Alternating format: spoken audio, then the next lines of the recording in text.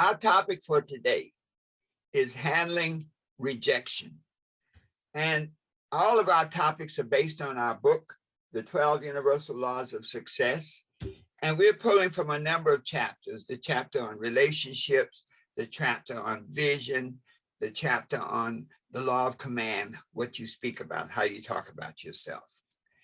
Also, want to thank you for joining us this morning. Many of you who have enrolled in our home study course, available on our website, www.herbertharris.com, and welcome you to the experience today.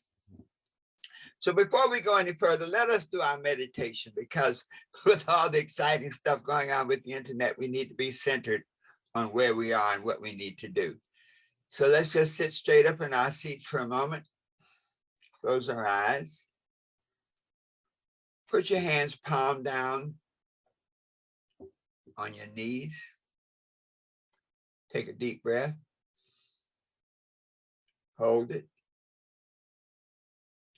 Let it out slowly.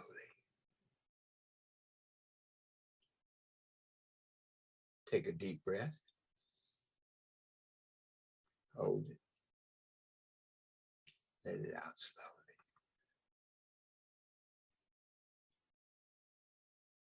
And in this state of relaxation, I am at peace with myself. Let us affirm that together. I am at peace with myself. Once more. I am at peace with myself. Take a deep breath. Let it out slowly. And in this state of peace and relaxation, my mind is open, receptive, and ready to learn. Let us affirm that together. My mind is open, receptive, and ready to learn.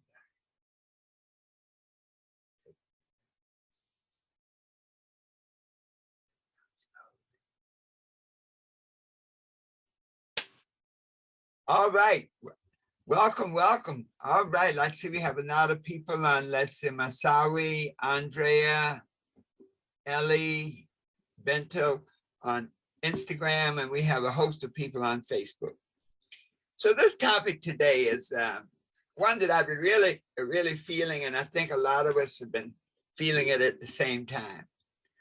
Overcoming rejection, handling rejection. You know, there's almost nothing positive you can say about rejection in a sense. You know, when we look at the definition of rejection, to refuse to take, to disagree, to discard. And even the synonyms are all negative: worthlessness, self-hate, negative behaviors. So rejection on a surface can be looked at as something negative. But one of the things we're going to be sharing today is that rejection is in fact something very positive. Rejection is a tool to help you get better. When we look at rejection, there's also that sense of it causes pain. And it causes fear. Our opening quote today is one that says, everyone's number one need is acceptance, and everyone's greatest fear is rejection. I'll say that again. Everyone's greatest need is acceptance, and everyone's greatest fear is rejection. So this puts everything in context. People naturally want to be accepted. People naturally want to be loved and respected by other people. People naturally don't like being rejected, don't like being turned away, don't like being that feeling of being unloved. So let's look at this rejection. Let's analyze it a little bit. There are two aspects of rejection. There's what I like to call the active aspect. And this is really rejection based on expectation, where we literally have expectations for another person. We think about, we do something, we put ourselves out there. We may start a relationship and people don't respond the way we thought they should. And that's like an active sense of rejection. You did something and the response to what you've done is not what you expected, and so you don't feel great about it. It creates a pain inside. It creates a discomfort, because anytime your expectations are not met, it's not pleasant. The other side of rejection is what I call passive rejection. And this is rejection that you feel that you really had nothing to do with creating it. Rejection that comes from the outside. I'll give an example. Abandonment. Sometimes people feel abandoned. Children, maybe because of whatever their situation was, they felt abandoned by their parents. So now they have a sense of rejection for something that they didn't do. So that passive rejection is often based on somebody else's feelings, or really your response to somebody else's feelings. And that feeling of abandonment can come about even if there's no strong relationship. It's almost an automatic thing that whenever your psyche feels cut out from something. There was an experiment done at some people were in a train station. Two people had a ball and they were throwing the ball back and forth between them. They noticed a third man standing over there. They didn't know him. So one of the two threw the ball to the third man. He caught it and he threw it back to the other person. And so for a while, the three of them were throwing the ball around between them. Never had a conversation, anything, just throwing the ball. Then the first two stopped throwing the ball to the third person.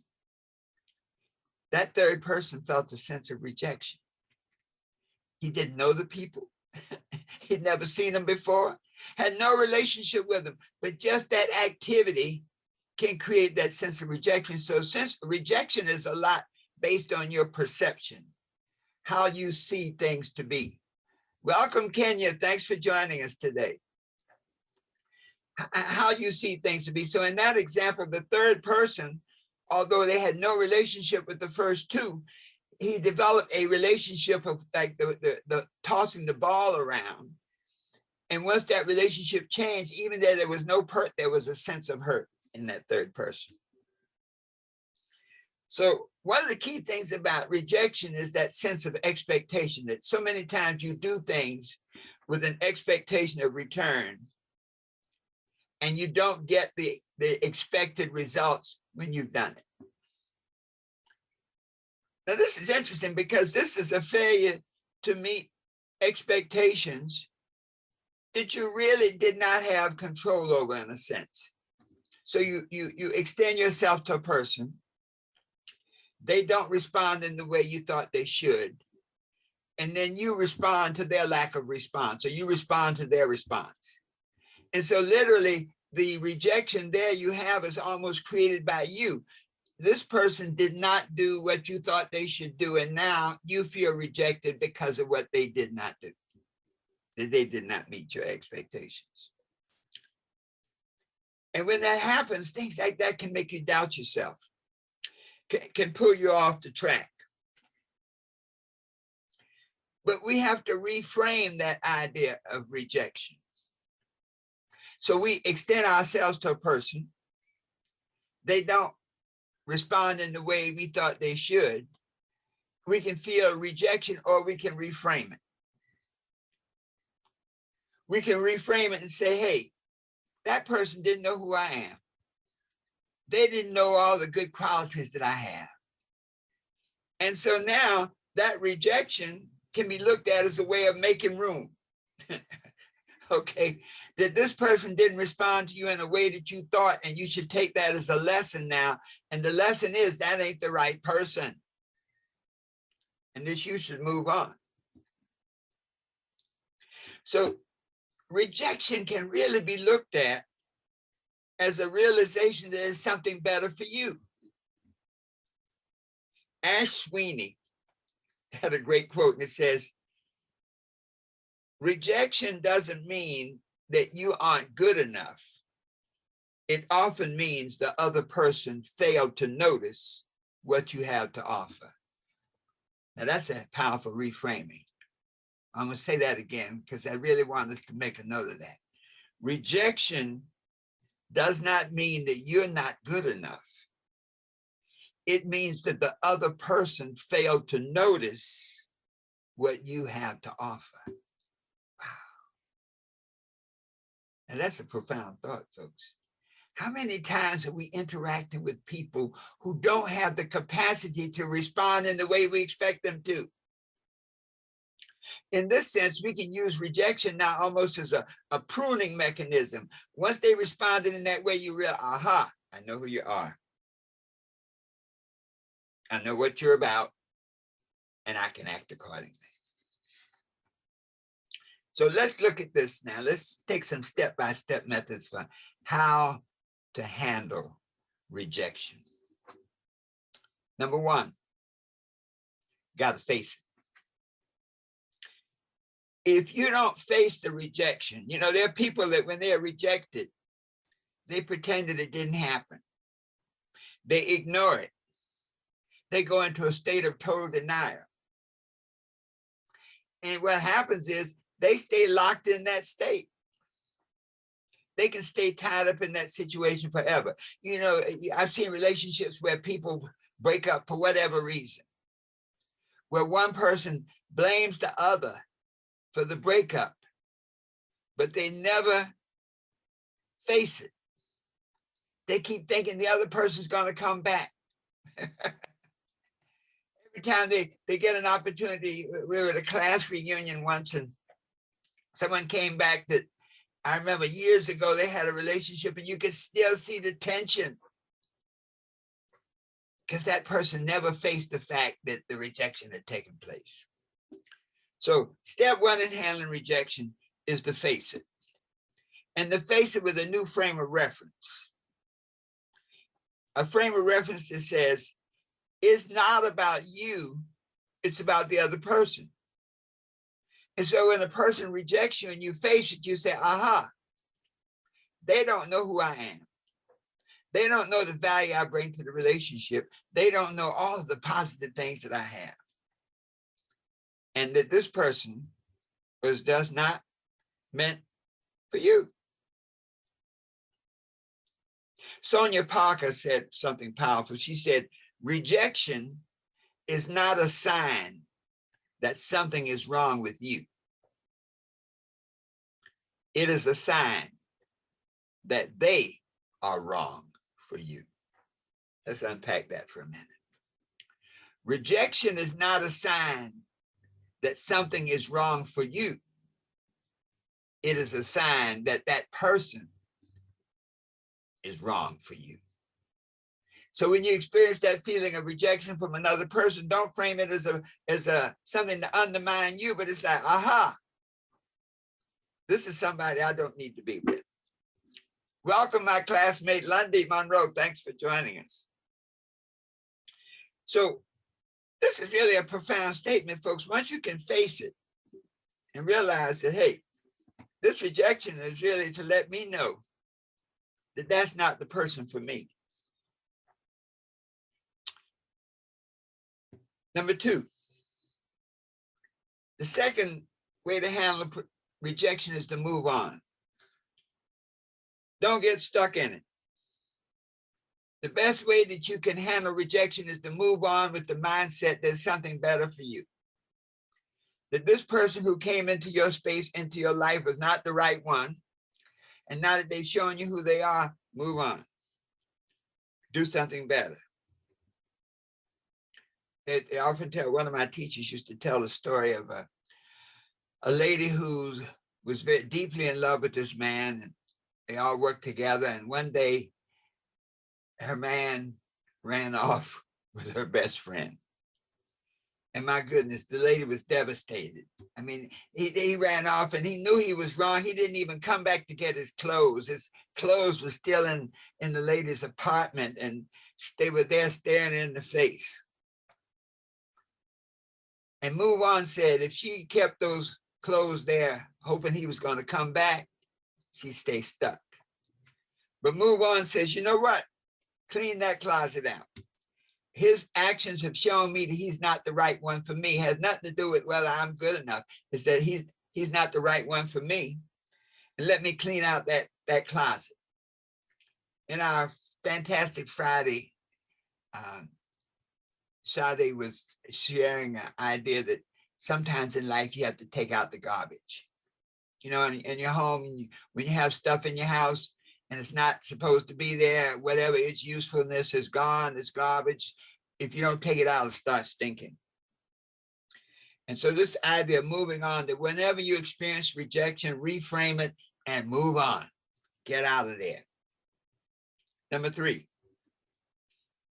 when you've gone through a rejection, treat yourself well. Focus on the best that you are. Focus on your assets. You know, when you've experienced rejection, really have that thought, this person does not know what they've lost. And then move on. Treat yourself well. Talk about your good points. Talk about your assets. Visualize the good things about yourself. You see, once you put that frame of reference there, then it doesn't hurt anymore. Now it's like, thank goodness, it's a revelation. I've gotten this garbage out of my house. Number 4, you get out of the house. When you have experienced a rejection, it's clear that the people don't know who you are. It's clear that they're not the person for you, but you have to do something. You know, activity is an amazing power, that when you take an active step in changing things, that's a confirmation that you've changed your mindset. Action confirms your thoughts. And so get out of the house, go meet some new people, go see some new things, go to some concerts, go to some events. Remember that the world is very interesting, that there are tons of interesting people out there. This just wasn't the one. Now you're free to go find the right ones.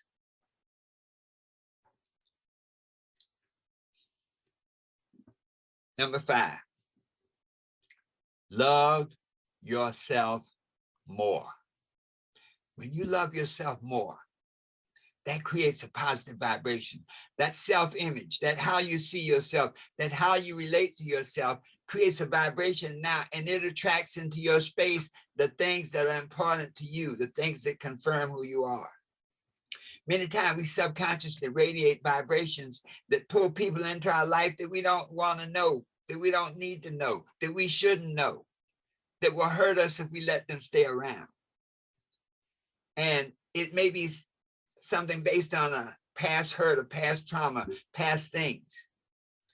That when you start to love yourself more, you create a vibration now that attracts different people.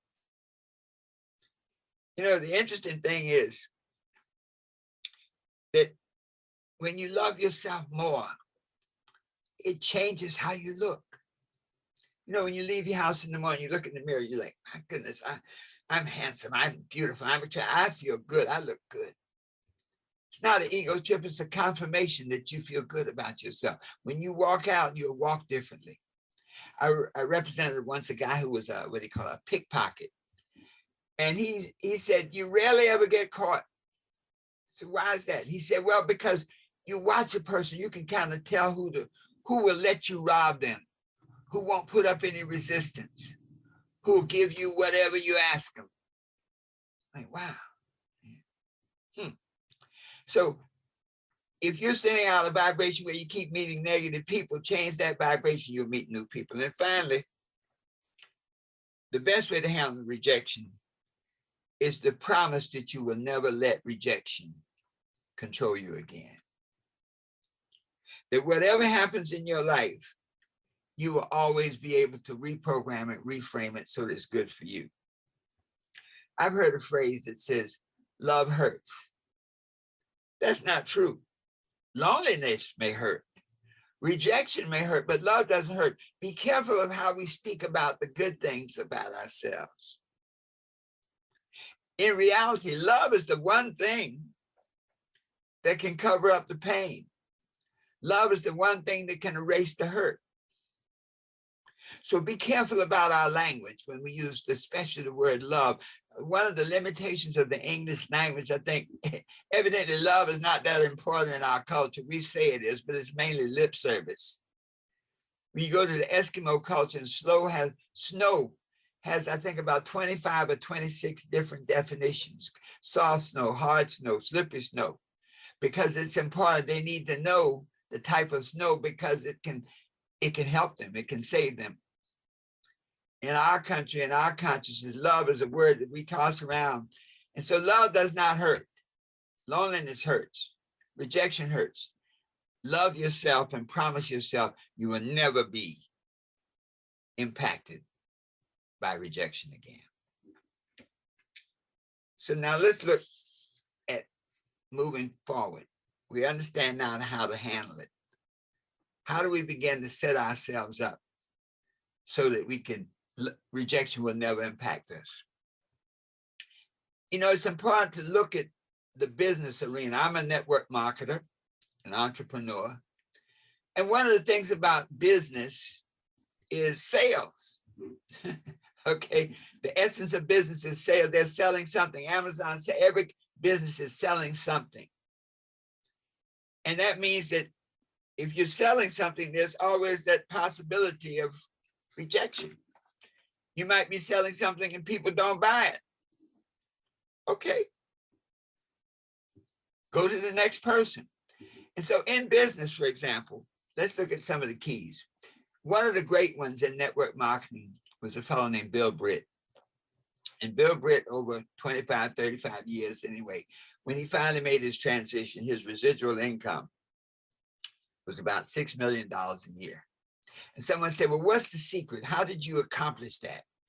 And he said, I did 1,200 presentations, and a presentation is a full-scale treatment of whatever that business is about. You know, if you're a realtor, a presentation is a full showing of a house with all its features and benefits. He said, I did 1,200 presentations. 900 people said no.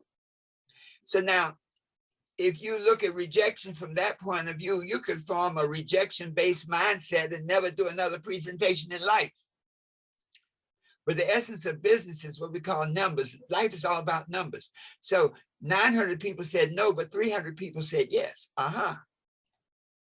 And of the 300 people who said yes, 85 of them did a little something. Of the 85 who did a little something, 35 of them got rich, made a lot of money.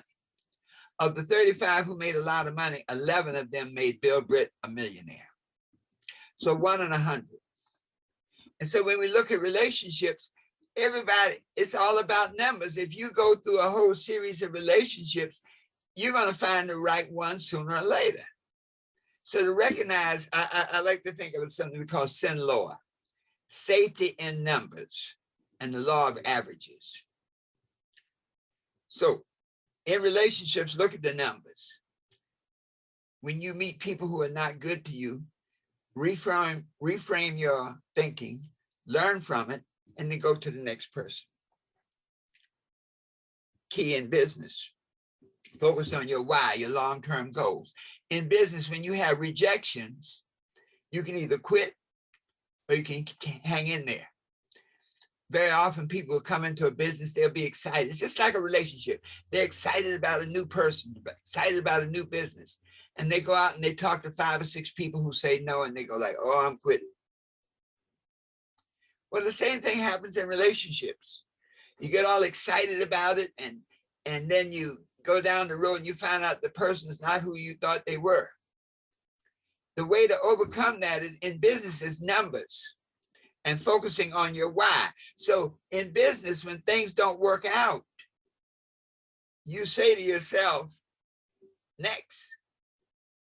When people say no to your opportunity, you say next and go to the next person. Because in your mindset, you know, in business, there's a why. The reason that you're in this business is because, for example, you want to create financial security for you and your family. You want to send your kids to the school of their choice. You want to live a certain kind of way. And so it's that why, that desire that keeps you in there so that you go through the numbers. In life, when you experience rejection, it's your why. Focus on your goals. Focus on your vision. so that these little temporary setbacks, these disappointments, these rejections don't impact you. You know that they're bringing you a step closer to the yes, to the goal. Number 3, in business, we say, don't take it personally. When people reject your business opportunity, you say to yourself, hey, they're not rejecting me as a business person, they're rejecting the business. I'm just a messenger telling them how good the business is. So in life, when you experience rejection, don't take it personally. That person just wasn't ready for you. That person, you know, sometimes we'll meet people who have a gallon of love to give, interacting with a person who only has the capacity to receive a pint of love. And so this relationship is always going to be out of whack. The giver is always going to be giving extra love, which is not going to be received. That person with that pint capacity, all they're going to be able to experience and receive is that they're conscious of. And so don't take it personally. You say, okay, I'm trying to give a gallon of love to a person who only has the capacity for a pint. Let me find a new person. Let me go to the next. Then the 4th key for success in business is to get a routine. The people, the great ones, are always able to, I'll make 10 calls a day, each and every day. That's 50 calls a week. That's 200 calls a month. So in life, when you experience rejection, you get to your routine. Routinely go out to experience new things. Routinely push yourself out to make and meet new people. So this business analogy in helping us handle rejection is a profound tool. So now let's begin our wrap up, the keys to overcome rejection. What are the tips that you can use to keep you from being a slave to rejection? Number 1, pay attention. People always tell you who they are. For whatever reason, we may ignore it. For whatever reason, we may have such a strong fear of loneliness that we'll accept anybody with 2 legs and breathing. Pay attention and assess the intent of the other person. Young lady was very successful in her business, and she met a man who, let's just say, I'll just speak, who had not achieved his full potential. She owned a home. She had a business. She was doing well. And his intent, he had never owned a home. He'd never owned a car. He worked all his life. Not that it's a bad thing, but just that's who he was. But she was so fearful of being alone that she permitted him to come into her home, to move in and bring nothing. Well, you know how the story ended. You know, it didn't end well. So she never paid attention to his intent and who he really was. So number 1, pay attention. People always tell you who they are. Number 2, listen better. People are speaking all the time. They're speaking in their words. They're speaking in their actions. They're speaking in the way they carry themselves.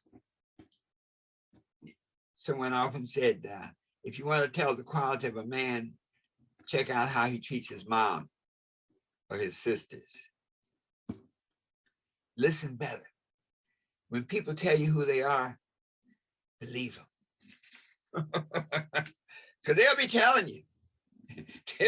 They'll be for sure telling you who they are over and over and over, and especially in their actions. You know, even the words may deceive, but the actions reveal. Number 3, always reframe the rejection. So when a person rejects you for whatever reason, reframe it to say, hey, this person doesn't understand who I am. They really don't know the things that I bring to the equation, the value that I could add to their lives. And then act accordingly. Once you realize that, like, I'm out of here. Don't keep trying to teach turkeys how to fly. A turkey is not going to fly. The nature of being a turkey is to peck and work around on the ground and do what they do, not flying. You can't make a turkey into an eagle. So reframe the rejection, but learn from it. Make every rejection a learning experience, a motivating experience to help you be better. Number 4, use that rejection to help you improve, to help you grow. So now when a situation comes about, a rejection situation, instead of being upset, say like, what's the lesson I'm supposed to learn from this? Steve Harvey said, don't get a serious relationship with anybody until you've known them for 90 days, because over 90 days, the real person will come out. So use that rejection as a way to say, okay, what's the lesson I'm supposed to learn? Never let the rejection be a referendum on who you are and who you feel and how you feel about yourself. The rejection is always about the lesson, the instruction. And then finally, the key to really overcoming objection, the 5th key, is to keep moving. To realize that life is a constant evolution of growth, a constant evolution of experience, that you will constantly meet new people, have new experiences. And so when you have that positive attitude that I add value to anything I interact with, that puts a whole new vibration on who you are, and you'll attract different people into your space. Whew. So let's just take a little breather today. This idea of handling rejection, this topic really was resting on my spirit, because I see so many times that we let rejection define us. The rejection say who we are not and what we are not and what we do not have. That we let rejection undermine our ability, our faith in ourselves. So let's summarize what we've covered this morning. How do you handle rejection? Number 1, face it. Number 2, move on past it. Number 3, treat yourself well, focusing on your good stuff. Number 5, get out the house, get off the porch, go meet new people, new experiences. That's number 4, get out the house. Number 5, love yourself more. And then number 6, promise that you will never let fear of rejection control your life. Look at that business analysis, comparison. Business is about number, life is about numbers. If you don't get out and expose yourself to more, you can meet the same people. If you don't change your vibration inside, you can attract the same people. So realize it's a numbers game. Focus always on your why, your purpose, your goals. What's important to you. Let that be the judge of all the relationships that you have. Whatever it is, don't take it personally. When people hurt you, don't take it personally. It's their loss. And then number 4, get into a routine. That the more life that you can create by routine, the greater your vibration. People begin to expect you to be where you are supposed to be. You'll find that you'll meet more people who say, I see you come to the museum often. Are you into art? You go to certain places, you create a routine in your life that helps your vibration. And then finally, the keys to overcome rejection. Number 1, pay attention. People always tell you who they are. Number 2, listen better. Listen intently to the other person's intentions. Number 3, reframe the objection so that it becomes a life lesson to help you be better. Number 4, use that rejection to help you improve, to always ask, what could I do better? How can I improve the situation? And then number 5, keep moving, keep growing and going. That life is an evolutionary experience. It's never static. The one constant in life is that it always changes. When you can do these things, then you can use rejection as a tool to help you be what you want to be, to help you do what you want to do, and to help you have whatever you want to have, always knowing that the best is yet to come. So it is. Let's just take a deep breath for a moment.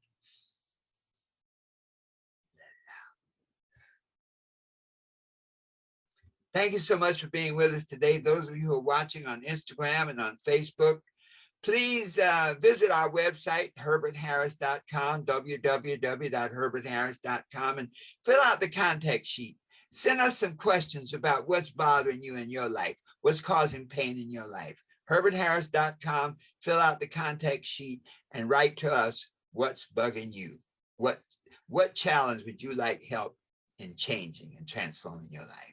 Once again, Dr. Herbert Harrison, thanks for being with us this Saturday morning for Success Mentorship class number 219, Handling Rejection. Make it a great week. See you next Saturday. Same time, same station. So it is.